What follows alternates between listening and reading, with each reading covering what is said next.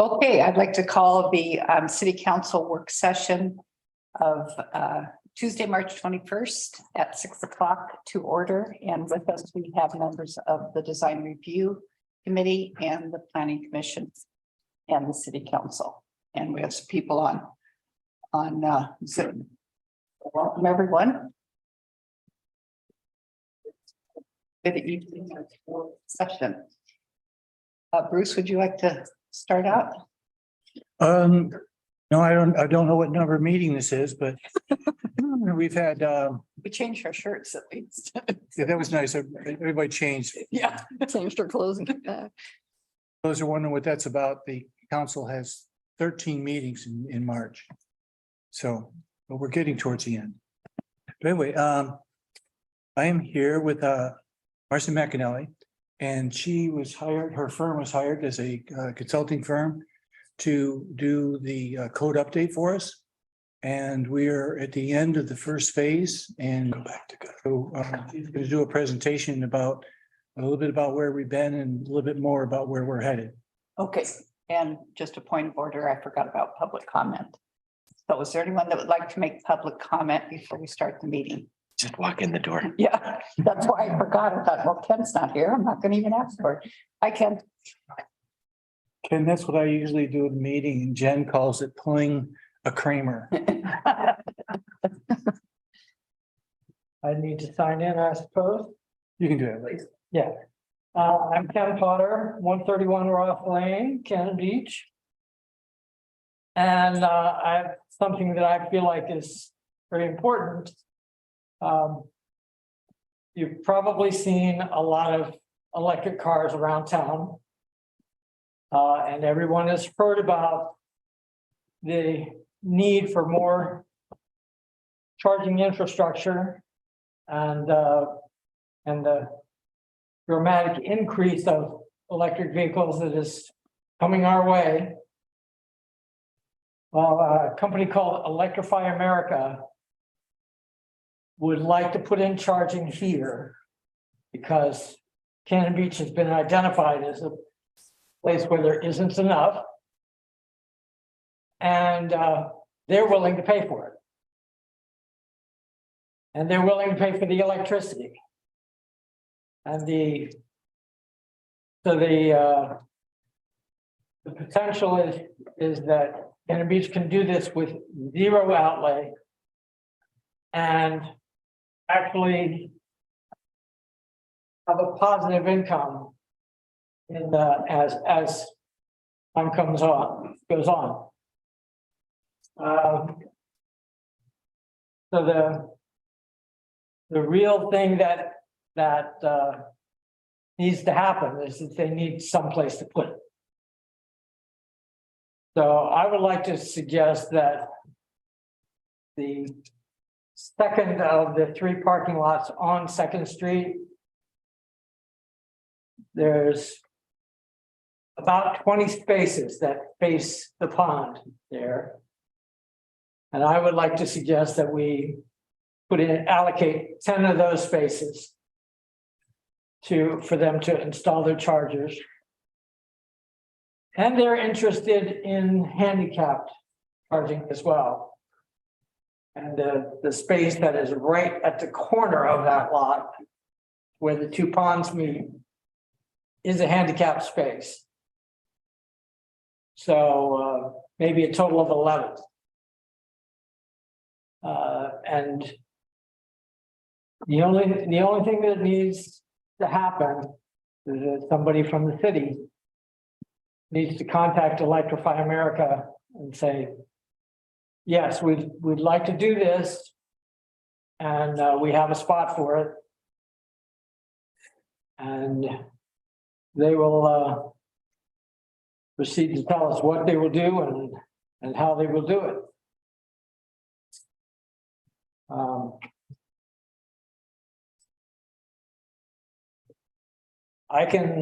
I have a lot of experience with electric vehicles and I've done a lot of research. I'd be happy to answer questions or share what information I have. But it's not something that that any private individual can do. They only want to deal with the city. Okay, great. Thank you very much for that information. Thank you, Ken. You're welcome. There's a set number of installations they want to do with this program. And when they reach the end of that number, the program will end, as far as I know. Any electric vehicle plug into these plugins? It doesn't have to be a particular, because I've seen plugins up in Seaside. And I think those are just for Tesla. How would these be? These would be CCS fast charging, non-Tesla charging units. And so it would, a Tesla user, Tesla driver could use it if they have the proper adapter. Okay, And some vehicles don't have the fast charging capability. And they cannot use that. There's no adapter that will make it work. But it is specifically DC fast charging.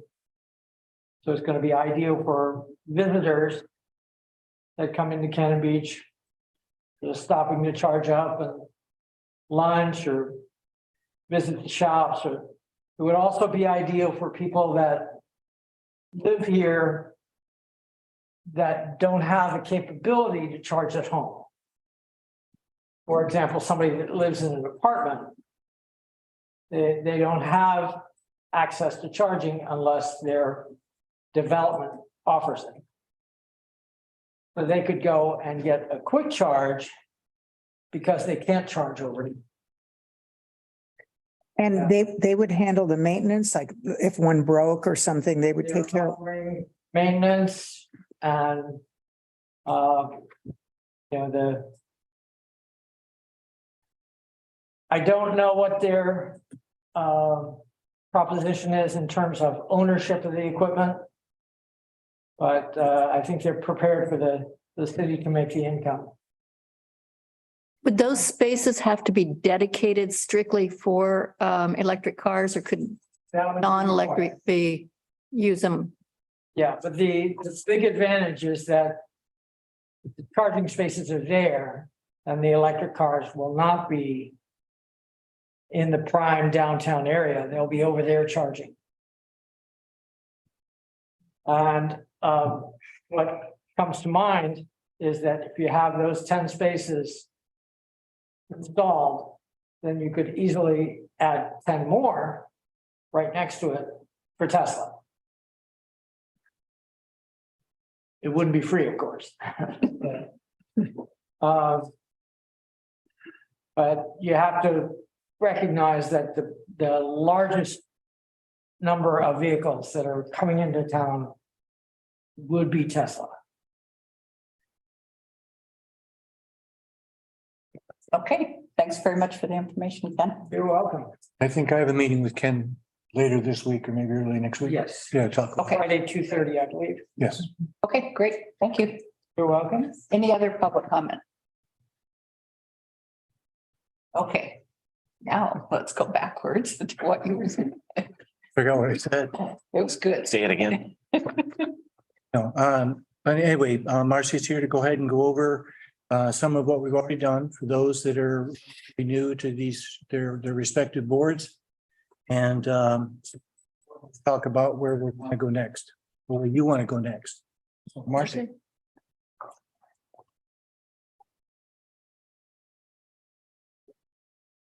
I'm going to say, thank you. I just project better up here, so. Everybody, nice to see some new faces, but also familiar faces, and can we move straight to the third slide, second slide? Yeah, third slide, please. I'm going to try to summarize what happened in months and at least 6 meetings with you and many other meetings, and a topic that's kind of dense and complicated, but we've tried to make it simple, and I think with your help we've really homed in on some of the key issues for Cannon Beach. So I'm going to cover essentially the 4 sections of the report. What is a code audit? These will be very brief. The methodology that we use to conduct it, the findings, spend a little more time on that, then we'll spend the most time on the recommendations, because that's what we want to do is as a result of this report, we want to move into the code rewrite itself. So next, please. A code audit is by definition a up top to bottom review of all of the sections. It doesn't just apply to land use codes, it applies to documents and efforts, but in the case of a land use code, it's looking at every statute.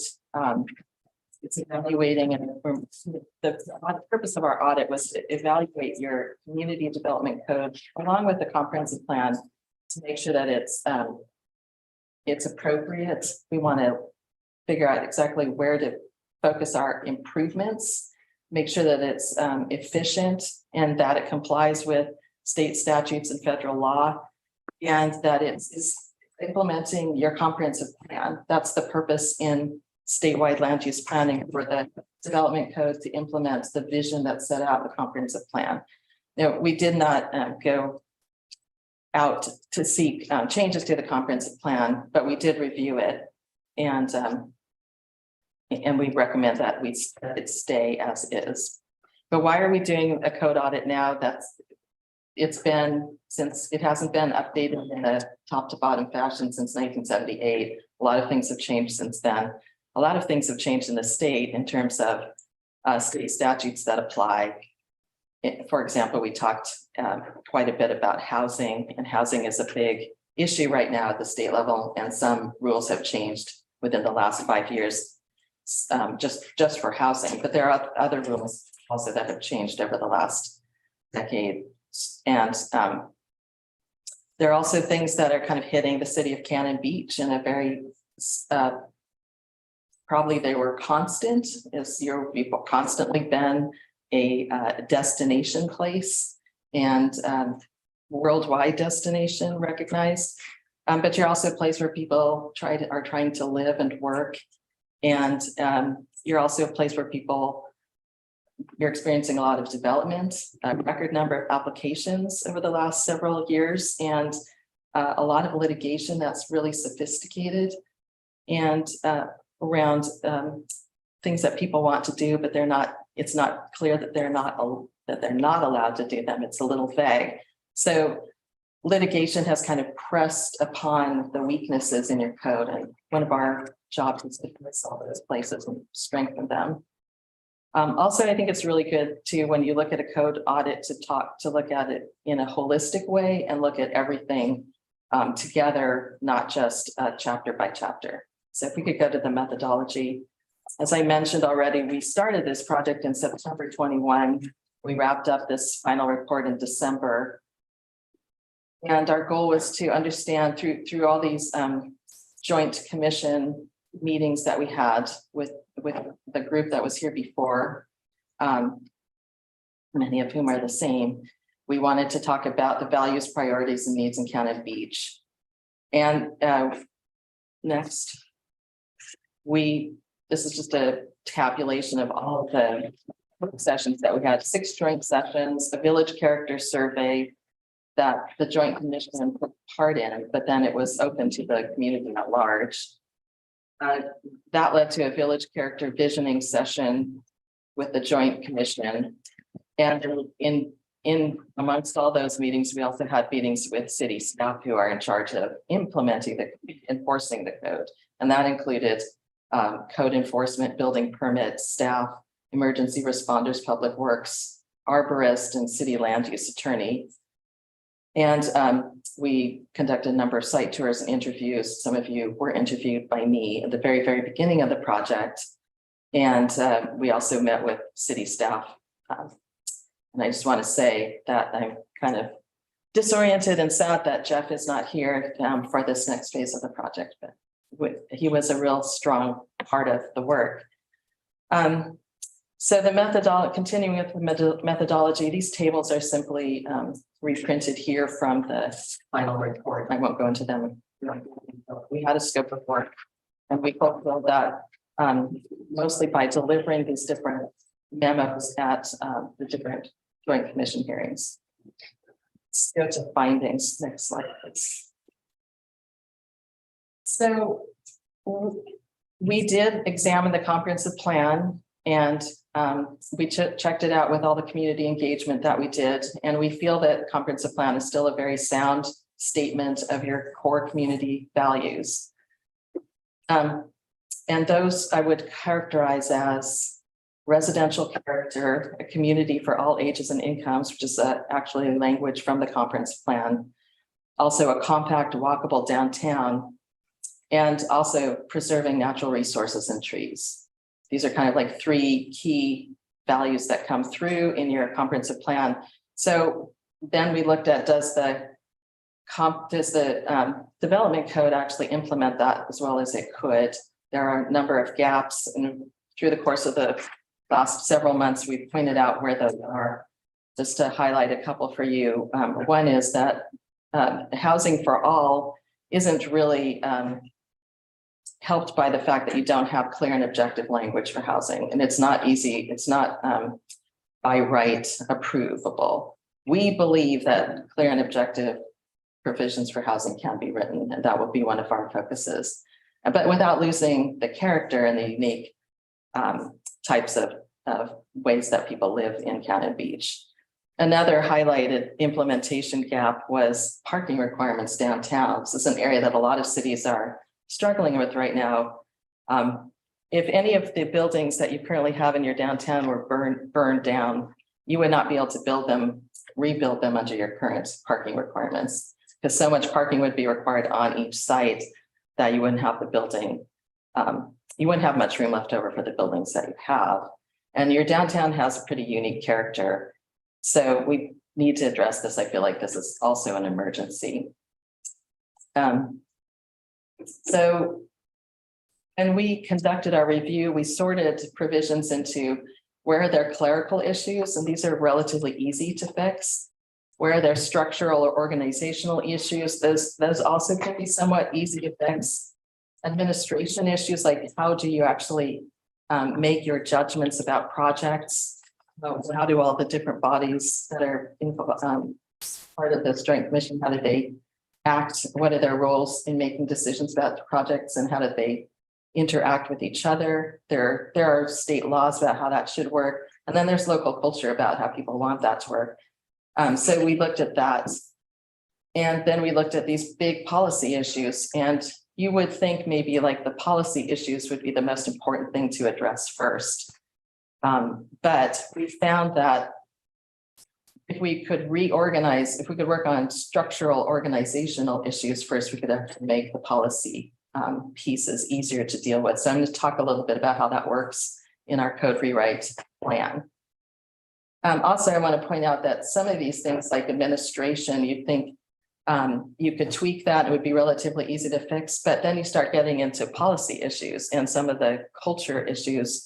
For example, in how the different bodies review projects, we had in our audit, we pointed out that some of the criteria is not especially clear. So it's difficult to know as a board member of a certain body how to make a judgment when you don't have clear criteria.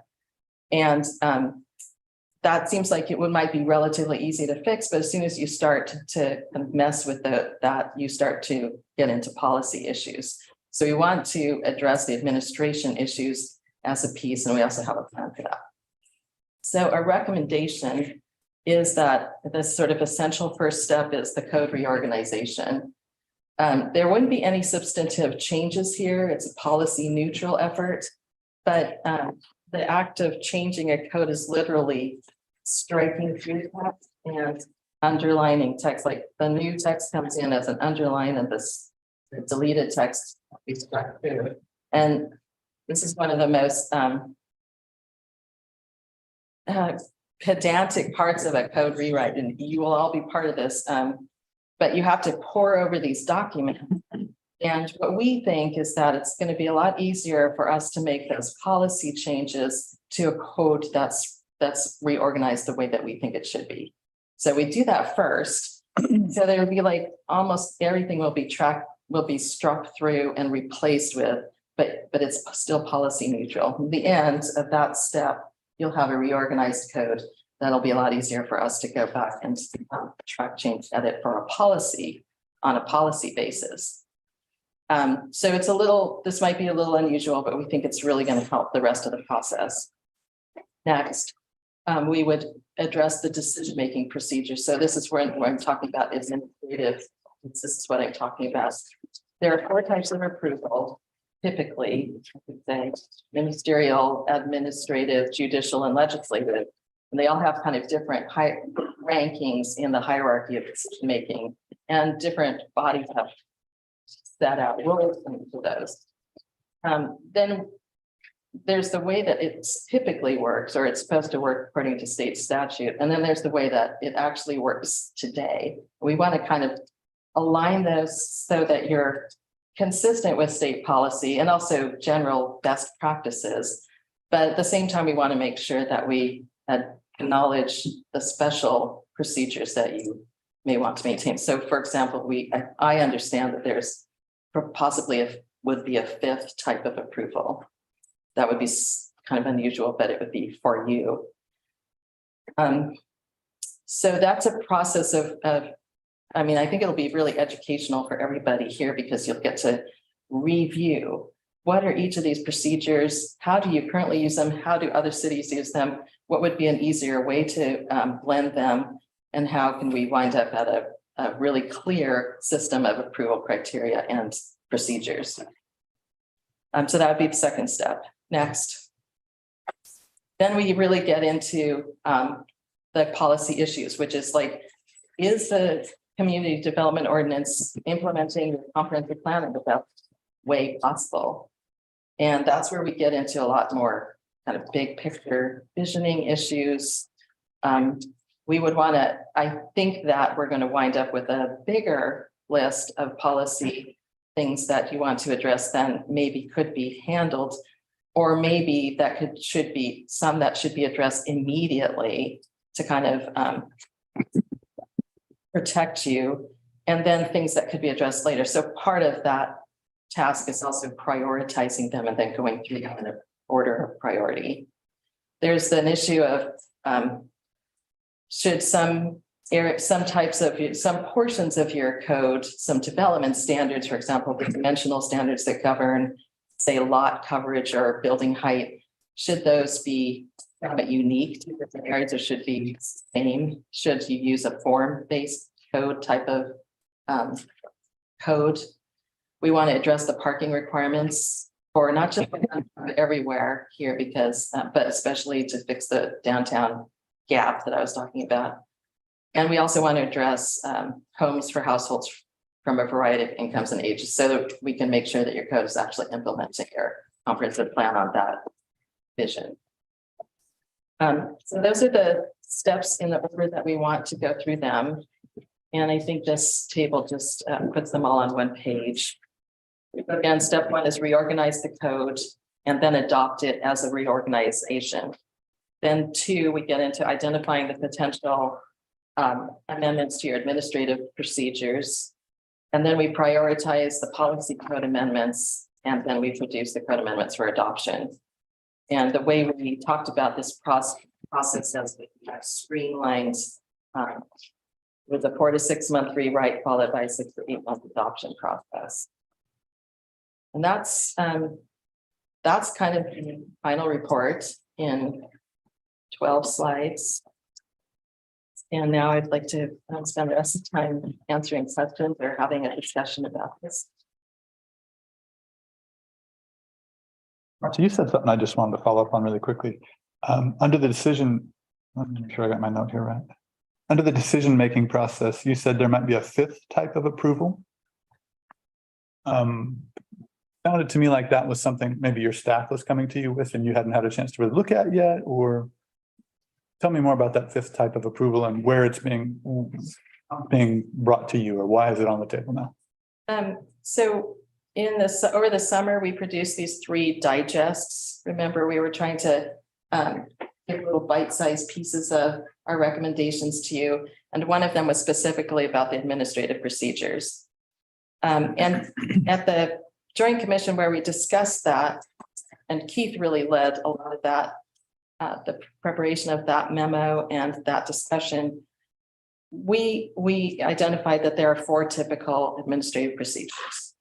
But then it came up in the discussion that there's kind of a special one that the city uses, and I can't remember the details completely, but that there was a type of review that didn't fit into the 4 typical categories. So we want to make sure that we acknowledge that. Okay.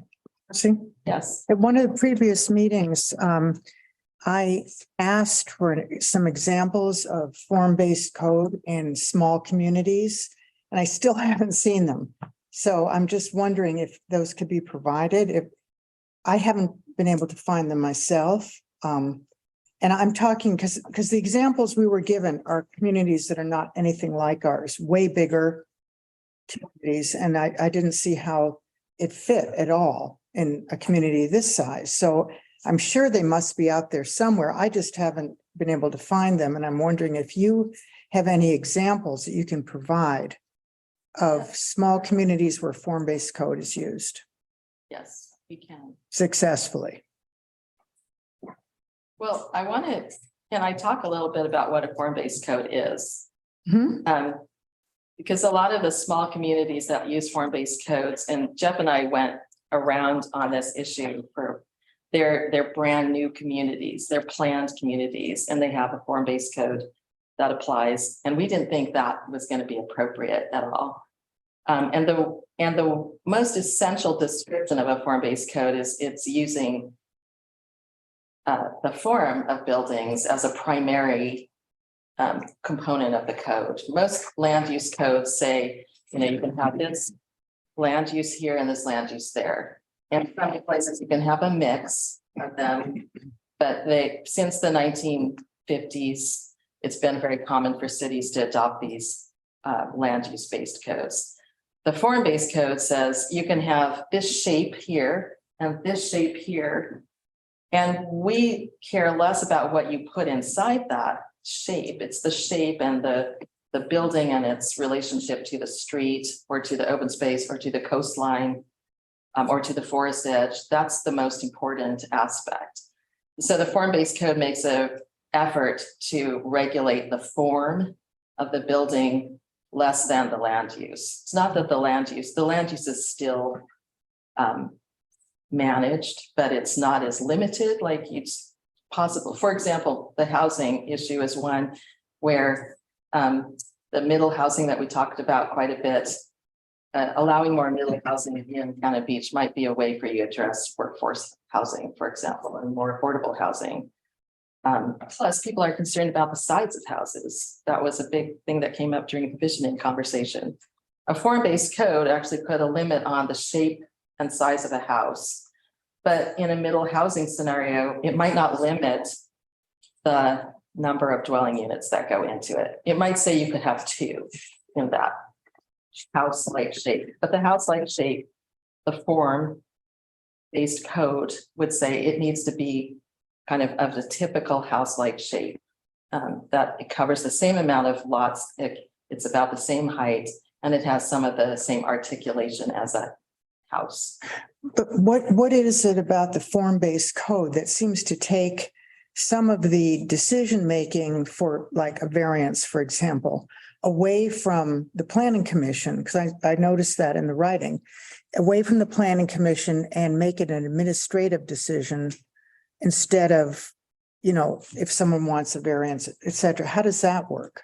So in the creation of the form-based code, the planning commission is very involved in that process, but they do it up front and then they make a legislative decision about what the shapes should be.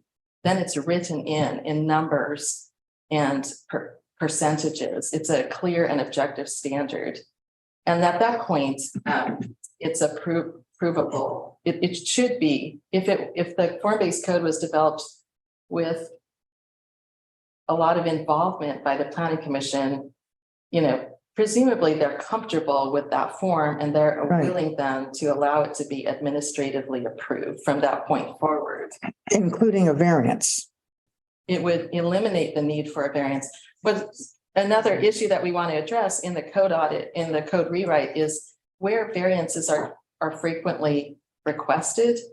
But to me, that's always a sign that there's something that needs updating in the code. If the same request is made over and over again, can you address it in the code? Can you make it better? Can you set it with some parameters so that somebody has the ability to vary it, but they don't have to go to the design review board for every single, or the planning commission for every single one? But like, for example, a lot of variances that have come before the planning commission have been to make the, reduce the side yard setback or reduce a setback, something like that. So, I mean, But could you say that a side yard setback from of this percentage may be acceptable in these neighborhoods only, or in these conditions only? Is there a subset of them that you could take out and say, we're probably okay with those conditions and we don't need to see every single one? and what about the appeal process? Like, let's say somebody next door to you puts in a house and you don't, you want to appeal something. If it's an administrative decision, how do you have notice to make an appeal? In other words, it's sort of like with a tree ordinance. If someone cuts down a tree and by the time you get notice, the tree's already gone. What good, you have no recourse to appeal a decision to cut down a tree. So, And that would be something we would address in the administrative procedures review. Because there may be some conditions where you must absolutely expect public notification and an appeal process.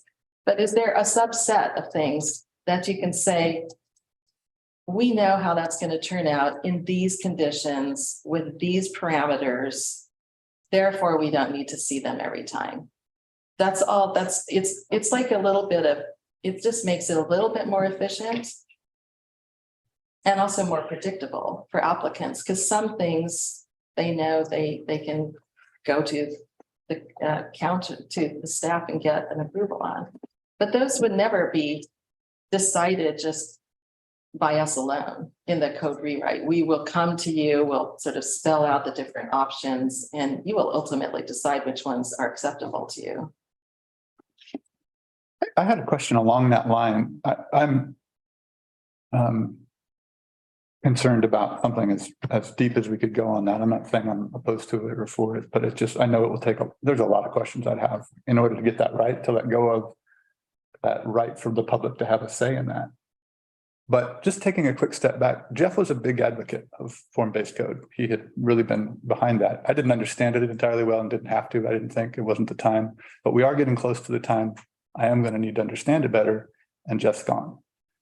Could we take a step back? And you guys may be up on this, and I missed the meeting where Jeff, his last day. What's the plan relative to Jeff's replacement? And how do you think that timing affects what you've outlined here tonight for us without our planning director in place? That might be for you, Bruce. Yeah. Go ahead, Bruce. Planning directors are very difficult to recruit in this community for some reason. Just found out that the planning director for Astoria has left. In Seaside, they tried for over a year and ended up appointing the person that was the code enforcement officer and have him in training to try to go ahead and fill that spot. Where the experience seems to be, it's usually a year, but I'm going to try to be a lot more aggressive than normal. And we have interviews tomorrow, but we're not getting overwhelmed by applications. I think we have 3. So the salary we're posting is very competitive. And in fact, I mean, if I look at what the other cities, their success level was, if we duplicate that, we'll get the same results. So ours is actually going to be higher than what they were advertising. And I have people like Marcy and some other folks that I know that are trying to recruit for us or to see if there's people that might have an interest in coming here. So I'm trying to shorten that as much as possible. But, you know, in the meantime, for example, Marcia and I've had a conversation that if and when you folks decide to move forward, that because Jeff is not here, that she takes more of an active role so it doesn't slow down as a result of that. So I think that there's things we can do from an operational standpoint while we're going through the process of trying to bring somebody in. Got it. So maybe Marcy could come to our work sessions with the planning commission to dive into a form-based code discussion. Yeah. Just trying to, without, you know, that role filled, you know, I look at the timeline and then I think about the concepts. I'm like, oh, we got to figure out how to fill that. But if that works on your end. Yeah, it does. In the conversation that, again, that we've had is, several of you folks said you wanted to try to go ahead and move faster than what we did on the first phase. And I told Marcy, I'm going to need you here a lot more. And, you know, it's possible she might too need to bring in another collaborator in order to be able to go ahead and maintain that. But the idea is that we do not intend to slow you down in any way. So that's kind of the approach that we're taking, but there's going to be a cost associated with that. That's what I. How quickly you want to move. But what's interesting sometimes on the other side of these things is that if we can use the funding for the position to offset costs for, you know, for Marcy. I think it might be something we want to think about from a strategy standpoint, because we're a slow enough group as it is. The council has said exactly that. Okay. Yeah. Good. We're in complete agreement. Yes. Great. What was just stated. Great. Thank you. By the way, Marcy, I think you do a phenomenal job. You walk us through this so thoughtfully. I mean, there's not been a step that we've taken together that I didn't know where you were. And that hasn't always been the case in other processes where I'm like, oh, I'm lost on this. I know exactly where we are. And I can see some of the challenges that we're facing, but at least I know them now. That I got blindsided by them before. So you laid that out really well. So thank you. In doing that, some of the things that I've heard, for example, about there's a subgroup that has put together some information about what is it? Wetlands. Wetlands issues, that if Marcy can be involved with that, especially up front, because what thinking is if somebody comes in and they've got all the answers out in the box and they put it in and we plug it in, that's what we've been doing forever. That's why we're doing this process. So if, you know, she and her firm are involved with that discussion to get it into the form that you want, that we're talking about trying to get the you know, this code update to deliver, and that's, again, it's a little bit more time, but it's something that we can make sure that we're staying on track as opposed to changing the track. Except that, Bruce, I don't think that anyone on the subgroup or the, you know, wetland social committee, whatever you want to call it, I don't think any of them are interested in waiting a year to go over the plan. I think on the 29th, it's going to be presented. Because I think that with some things, it's just like the, you know, the taking two contiguous lots and making one big lot. We see it as sort of an emergency situation in that there's so few wetlands left in the city of Cannon Beach. And I'd love it if Marcy looked at our, you know, was involved in our proposal for a fixing the ordinance or making it better, more protective. That'd be great. But That's what we're suggesting. on the 29th is when we, 29th, if Marcy can be here one way or the other, great. that she be, and then she can help to take the group and this group through that. That would be. And it would not take, well, depending on how you all want to move forward with it. Yeah. It's something that could be implemented, you know, without waiting all that time. Okay. And there was something else too. Oh, parking like downtown. Everybody, you know, we keep talking about parking downtown, but there are people that can come in. And I know that there was a study that was done a while back but there are some other options that, may or may not be very palatable, but we can go ahead and try to get control of the situation. But that's not really in this, but that can be a side part that can be moving forward parallel. But again, just trying to make sure Marcy has enough time by adding somebody that she trusts. So we're trying to pick up the pace on it. Yeah. So as a group, if we say, we like these 4 tracks, go ahead. Or we like 3 of these 4 tracks, go ahead. That will be what you need to come to the next meeting, rocking and rolling and keeping the ball moving. Okay. And then possibly, discussion if there are other elements. Because what ultimately will happen is we need to have a contract that reflects that.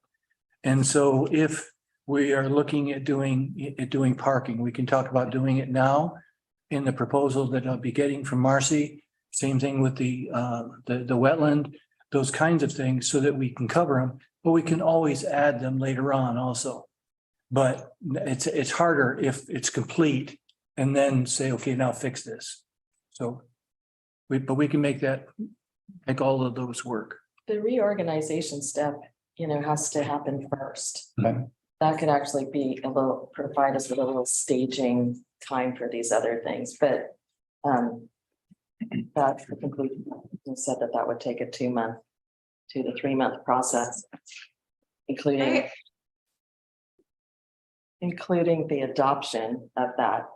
But then we'd be set up, but potentially we could have all these other people ready to augmentations to my team and me ready to move on the other issues. Vicky, I would like to make a point on the timing. We are at the beginning stages, for instance, with the wetland conversation. This is the first time we'll have come together as a whole group to even say, is this something we want to do?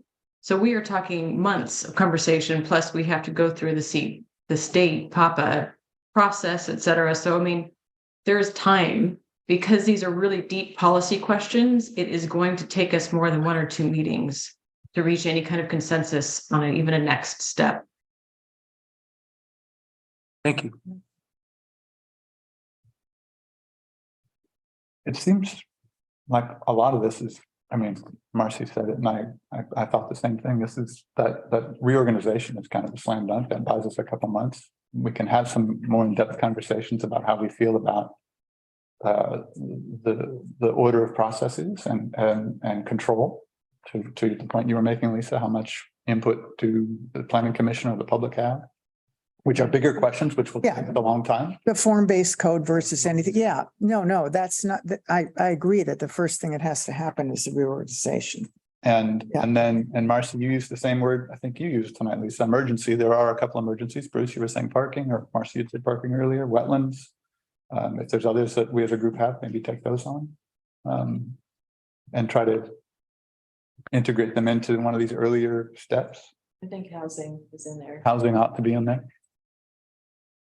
so are there any other emergency areas that anyone would like to?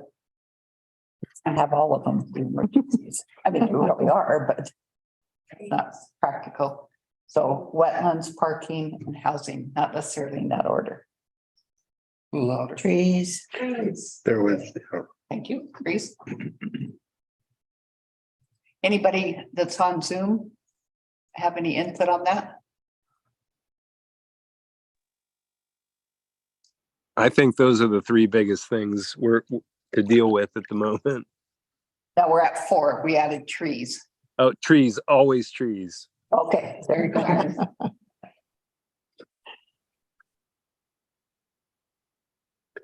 So everyone's in agreement with that. Okay.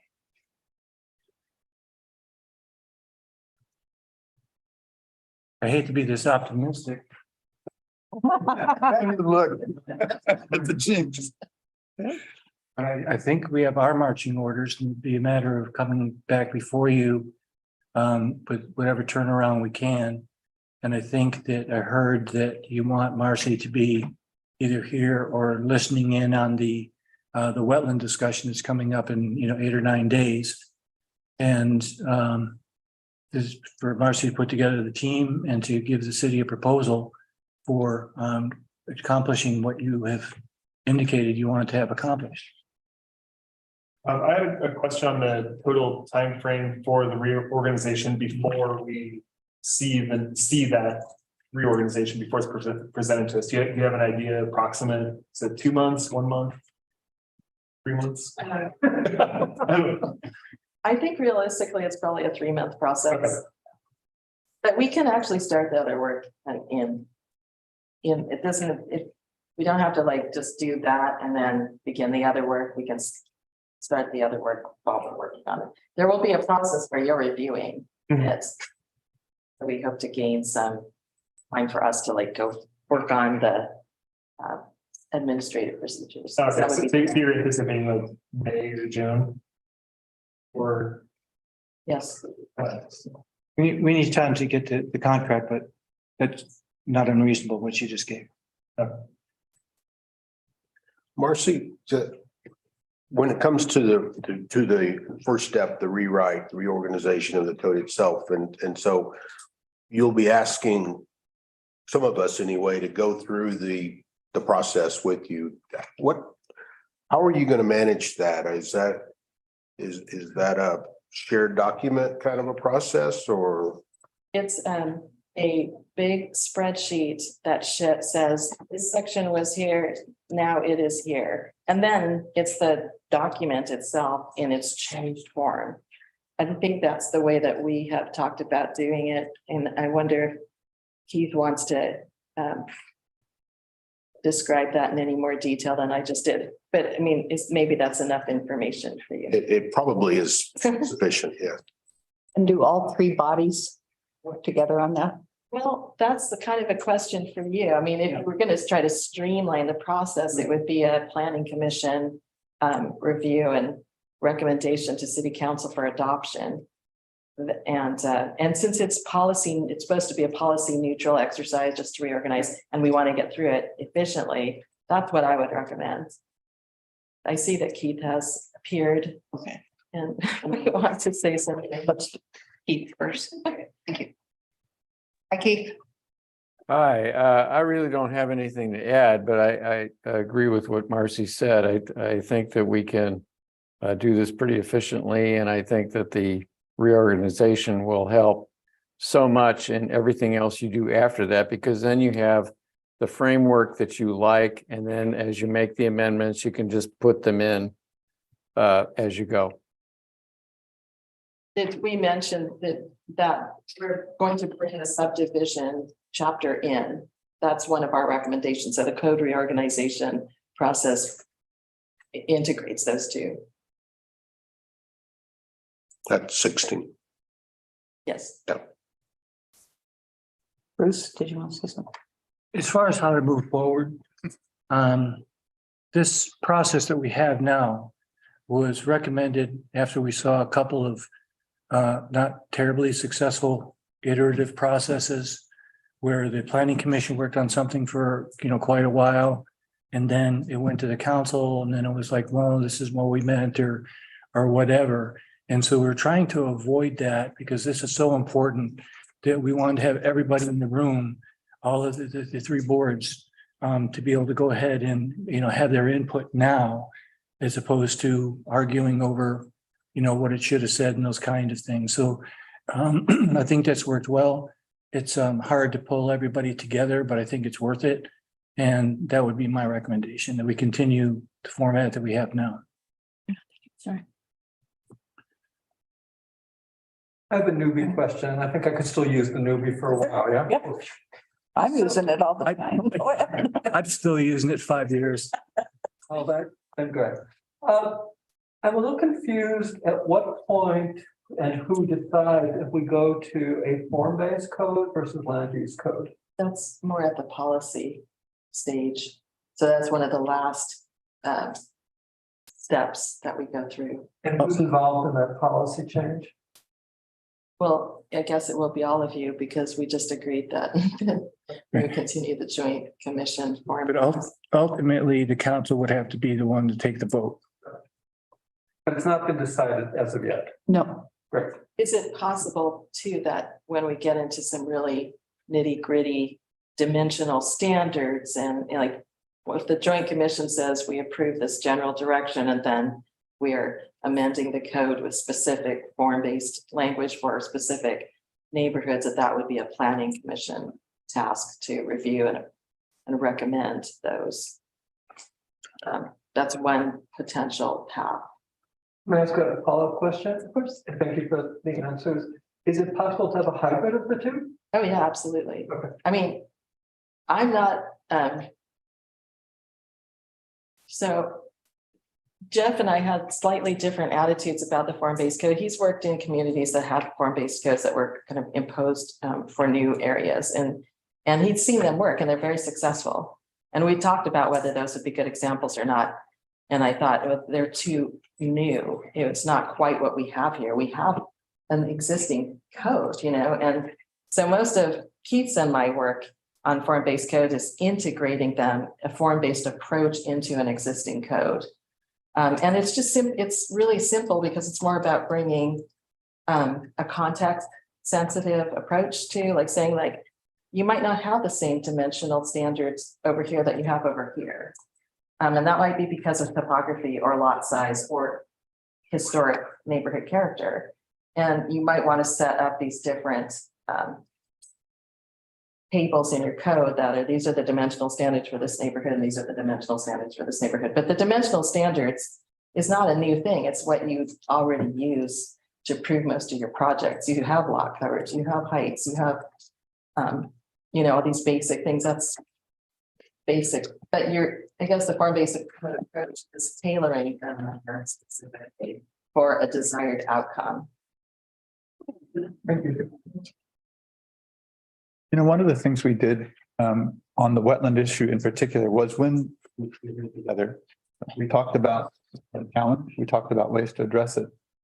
We have a couple more items here that we talked about: trees, affordability, and wetlands. Maybe we could just spend a minute calibrating to make sure we understand what the emergency is around these issues. I mean, I think I could make assumptions around that, but to Bruce's point, we may planning commission may meet on this, talk about it, come to you.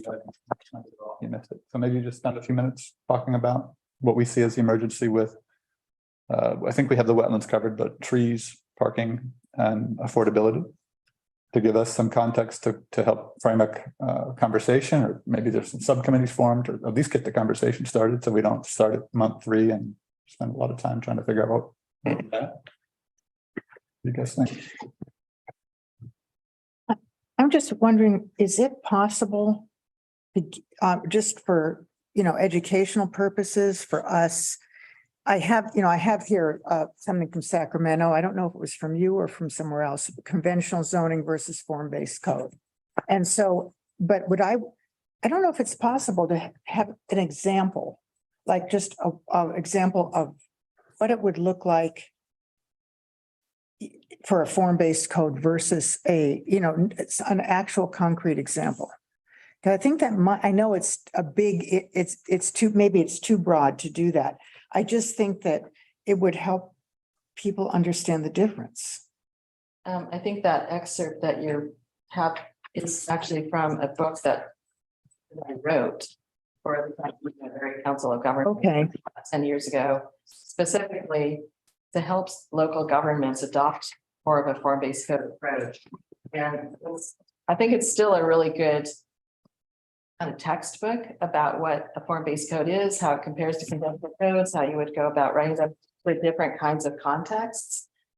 And maybe you could provide it again to everybody if you thought that was, because I don't think there's people on here who haven't seen this, and I think it would help clear, at least understand what we're talking about. yeah, it's still linked to the SACOG's website. We can provide that. Okay, and people can just look it up. We had a link. I would kind of rather start with that than send you specific examples of. No. Okay.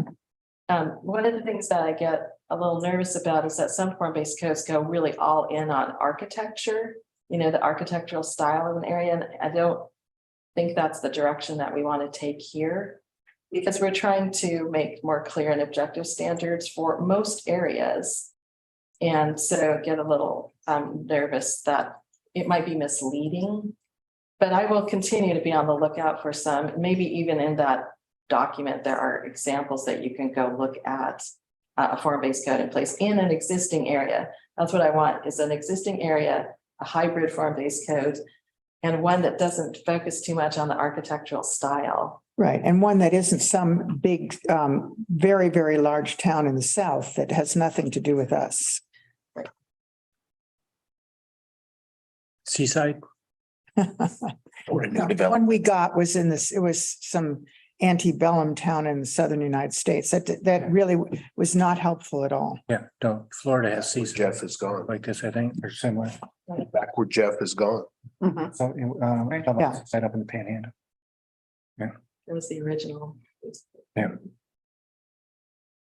do you want to say something? I thought you were ready. I don't know if. Okay, I didn't want to lose Clay's Right. question either, but. Yeah. I think I heard you say you're not recommending, looking at, the comprehensive plan. But you also mentioned that, there are terms in the comprehensive plan, that are not really defined.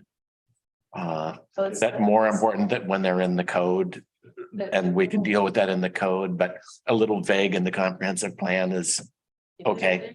Well, we might make some recommendations about the comprehensive plan, but that would not be part of our work because that's a big effort. But there might be like things to do when you undertake an update to your comprehensive plan.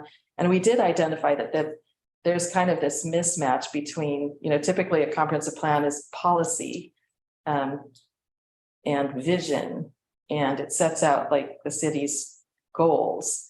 And then the code is all the mechanics of how you actually achieve that. And there's some role playing that these documents are doing. Sometimes the code is not specific enough, and sometimes it's not very frequent that this happens. But in the comprehensive plan, there's some language that actually sounds like it should be in the code. So, I mean, that may be one of the things that we do is we pull it over. It's repeated in the code in some way. But this is not part of the scope of the project. No, Or it may be with some projects, but you don't think it's necessary with us?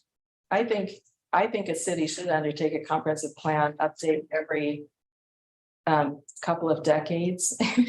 I mean, it's probably time for you to do that, but it's a major. Yeah, we're like 23 years. It should involve the entire community. It takes a while. The leadership needs to be in place to be able to have the capacity to handle that. And it's an important thing.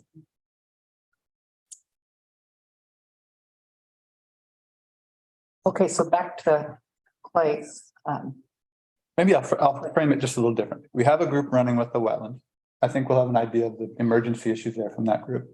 The parking downtown, Marcy, you outlined, the major challenge I see from what Marcy described is we can't replace what we have downtown without putting a parking lot in front. That seems like it can be pretty quickly addressed. Trees, I could take a guess at exactly where the code has failed, but I don't know that I'm right. And affordability, I'm walking off a ledge. I don't know how we could patch something on that quickly, given how far we are from anything that's meaningful with our code currently as it's written and how complicated and complex that whole section of the law is. We might need your guidance in terms of here's some things to look at, here's some people to talk to, here's some people we could bring in. But it's an emergency, I agree, but I don't know how we act on it as if it's an emergency. I just don't see how we can be quick with it. I want to, but I just don't know how. Right. You're talking about the housing portion? Right. Affordability section. Well, and if I could just pinpoint that we're not going to address the whole constellation. Absolutely not. No way. But there are specific recommendations that we made. They're not that hard to undertake. That would mostly about allowing different forms of housing in your single dwelling neighborhoods, allowing more of a mix of duplexes, maybe even triplexes, maybe even some neighborhoods, quadplexes, but going beyond what you have right now, which is an ADU. Mm-hmm. Now that could just open and making it clear and objectively approvable in an administrative form. Now it sounds simple, doesn't it? But it's like really, it won't be that easy to get there in this town. But I believe that we can. I mean, and this is actually something that Keith and I have worked on a lot within the last several years. I managed a lot of cities' code rewrites for the middle housing when the state rewrote its rules. So we have a lot of experience with that. Okay. Yeah, I wouldn't want to limit the conversation to affordable or subsidized housing. I think the middle housing is probably that emergency level. That we solve the emergency of, I think by providing more options, it helps solve affordability, but it immediately makes you compliant with state law once we fix that problem. Mhm.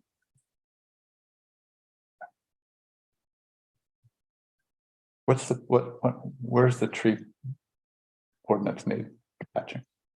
Emergency help. Anita, would you like to? Well,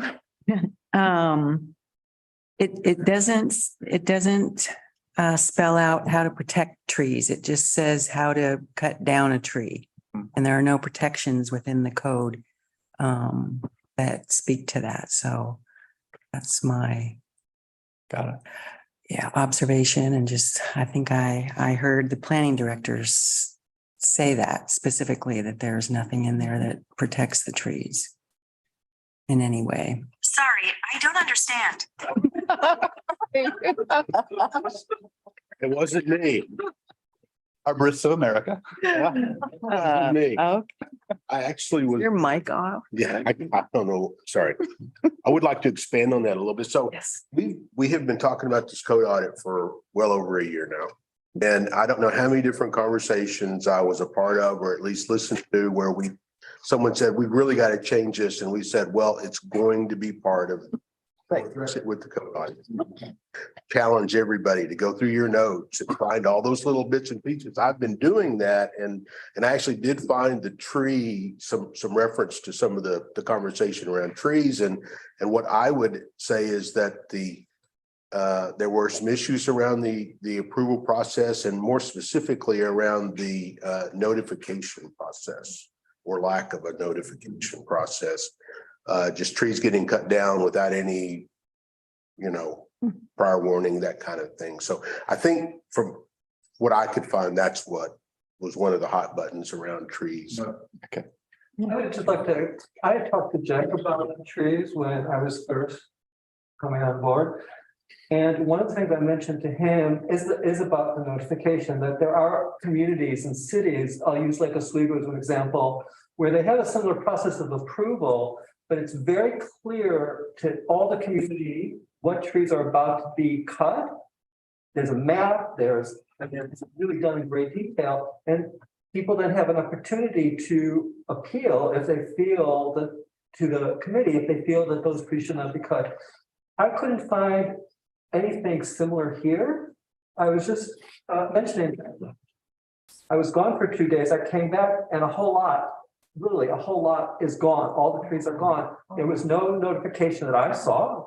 There's absolutely every possibility that I missed it, but there was nothing on the lot itself that said these trees are about to be cut down or any kind of number of trees. They're just now gone. Yeah. We had to cut a tree in Portland several years ago, and we had to notice our neighbors. We had to get permission from our neighbors, and we had to post the tree to actually cut it. Yeah, I think these are a big deal, more than, they're not just, we all know how big of a deal they are, especially as everything changes with global warming.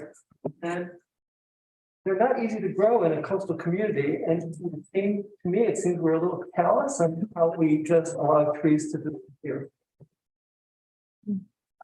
I would also like to talk about replanting of trees and really enforcing when a tree is cut down, that there's replanting done. And the size of the replanting. Right. A meaningful, Meaningful, there you go. Right. Replanting. I'm also wondering, in that vein, whether we should talk about right of ways. We had way too long of conversation the other night about right of way and planting, and I noticed that in our code, it refers to a list of trees and plants that can be used in a right of way. if it's the right type of plant in the right place, like Portland has a right tree, right place program. So I feel like that should be part of this conversation as well.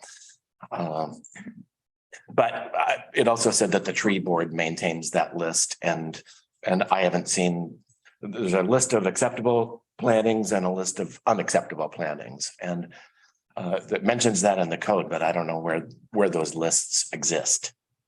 Can I ask a question about that? Many cities like Lake Oswego, Portland's, and the city we just worked for, Keith and I, Milwaukee. Not only do they have the tree ordinance, some of the provisions that you're talking about, but they have a tree commission too, you know. It's, and I like in the best practices around tree preservation and tree planting. It seems that those two things go together. It's awfully hard to write administratively and executed tree code.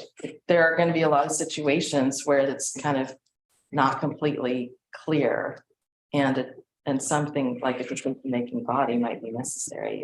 Would you be willing to have that be part of the discussion? Could that be a subcommittee of the Parks and Community Services? The Parks and Community Services is the tree board Is in it? Piano Beach. Okay. I mean, that's how it's spelled out and how it's been for a while. Does the tree board have any? Yeah. Can someone appeal to the tree board to have authority? Or what's the process? No. But I mean, Maybe that's something we can, That's something. yeah. Sounds like something we need to strengthen. Jan. Jan, you have.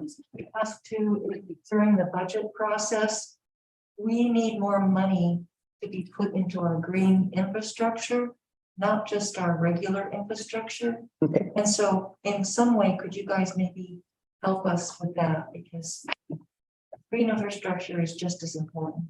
Okay.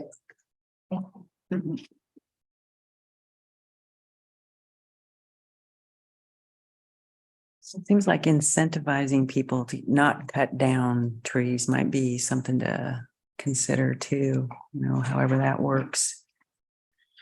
They can get creative in their development design. If there's a big, huge tree that's been there, might be something to. Might be, I don't know form-based code well enough, but maybe in that. Well, that's what, there'd be some room Get a- to maneuver and. Yeah, maybe there's some kind of a bonus there for them.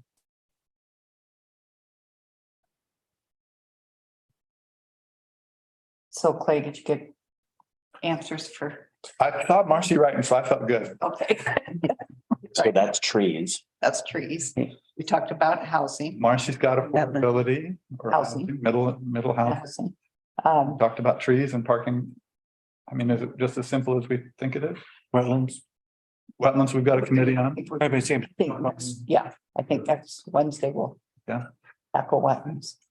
Marcy, in your report, I don't remember that you really talked about it tonight there, but I remember from previous, there was this public benefits concept that I know Jeff was kind of really interested in, and I think you were too. And isn't that where a lot of that kind of things, if you'll preserve a tree, there's some wiggle room that you grant.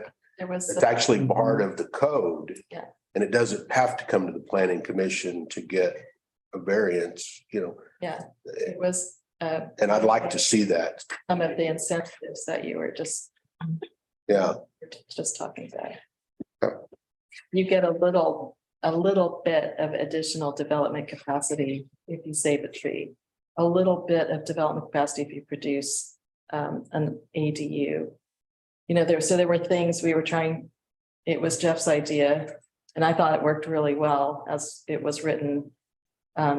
About how much you would be granted if you did these things that was trying to incentivize more middle housing and more tree preservation. That would be a piece that comes in at the policy stage that we review that more closely. Back to parking. I don't know if you have any insight on how do we get there from where we are, because we have existing lots that are owned by businesses, either adjacent or not adjacent in some cases. Then we've got other businesses paying into a parking fund. So how do we reconcile all of that and actually simplest code amendment that we could provide, that could be adoptable, immediately once we get into the policy piece would be not requiring parking on site anymore. Just eliminate your parking requirements downtown.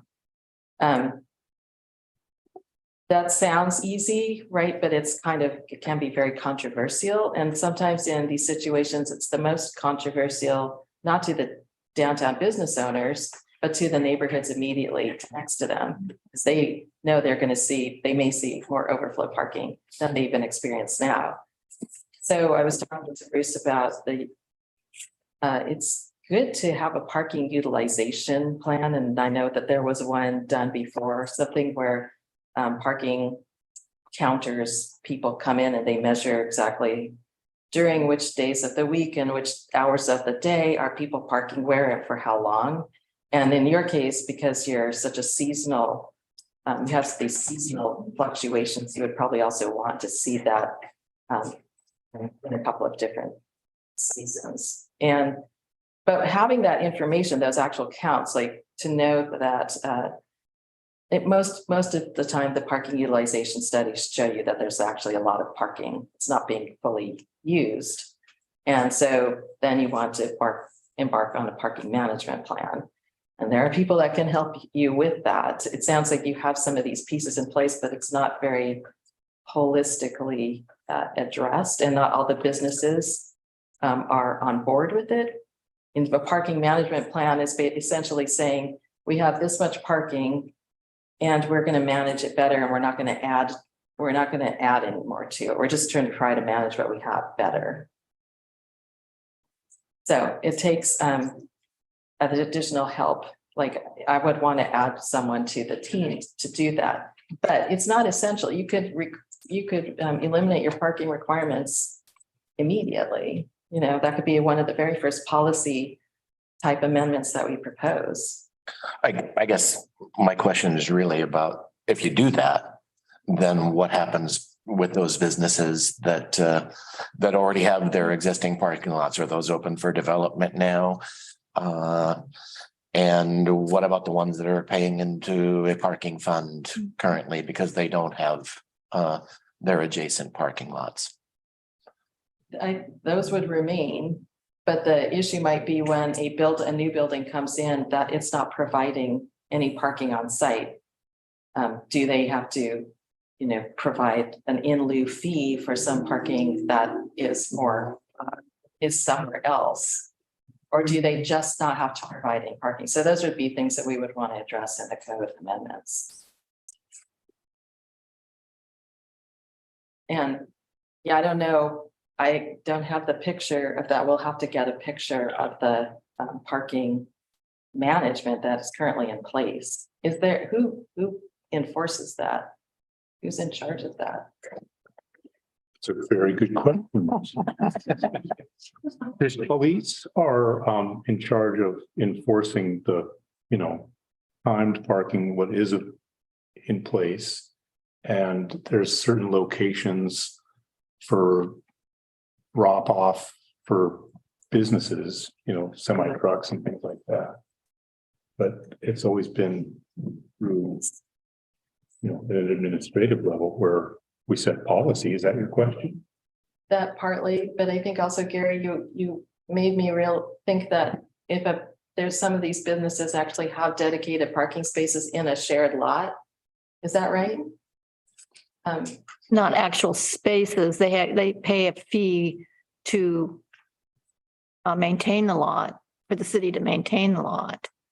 Is that part of the downtown district business district? You don't, No. I don't But think there we is have one of them. one downtown commercial development that, you know, a half a block away on, Third and Hemlock. So there's a parking lot there that satisfies their parking requirement for their, commercial building. And that's privately owned. And what? That's privately owned. By them. Yeah. An agreement with another property owner to be able to place their required parking on that lot. That's The where they got- developers of the property actually own the lot, but Okay. I think what happened is that when there was a requirement, thank you. Yeah, Sam, I mentioned that. Sam was talking about the parking stuff, it was a big one. It was probably along the time when the requirement for doing on-site parking, that there were some places that already existed. And maybe they were allowed to pay something in so that That's what they had happened. to make a change. So, but from what I understand, we're getting paid for a lot more spaces than we might have. I don't think it was necessarily a true linear, I'll take those 2 spaces or something like that. It was just, if I was in that predicament, I could put money in and I was out of that predicament, regardless of how many we put away. Well, actually, it's a requirement based on your square footage for building. You had to be able to buy enough parking spaces. Right. In order to build your building, and that's what landing. I used the parking lot so that he could build his building. Right. I think that the people that are just paying in, that aren't building new, and we can't do that anymore, but they were just paying a fee rather than having to do something else on their own site. That could have been a requirement. Right. Well, we pay for parking, so that's how I know about, Mhm. you know, that Right. there's a certain number of spaces that Yeah. we were allotted. Is Yeah. what my understanding was. And then once those parking spaces were no longer available, that's when you had to have off-street parking. And the parking lot was developed.